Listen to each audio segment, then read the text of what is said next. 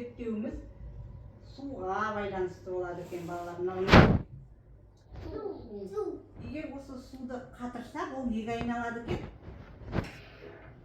Неге айналып тұр ма? Мұз. Дұрыс, мұзға айналып тұр екен. Ендеше осы мұзды тез еріту үшін біз тұзды пайдаланамыз. Қазір мен сендердің алдарыңа мынандай шарға су құю арқылы суды қатырып қойдым. Мінекей. Қатты ма? Қатты. Ендеше сол мұзды қарайық қазір. Сыртын алайық. Қазір мен сізге сыртын алып, мұзды көрсетемін. Неге балалар? Шардың ішіндегі су қатып, неге айналған екен? Мұзға, сол жаңағы ойыншықты шығару үшін жаңағы тез еріту үшін тұзды себейік. Тұзды себейік.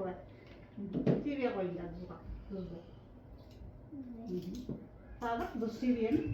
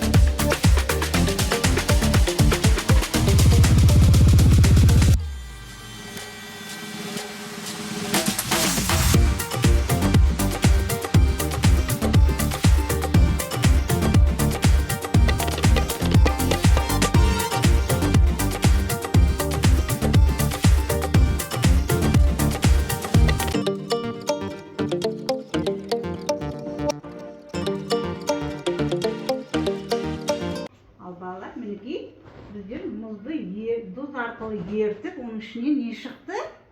Ойыншық. Дұрыс, ойыншықтар шығып жатыр екен. Яғни тұз салу арқылы біз мұзды не істедік? Ертіп түсірген екенбіз. Бүгінгі зерттеу ұнады ма сіздерге? Иә. Жақсы, рахмет.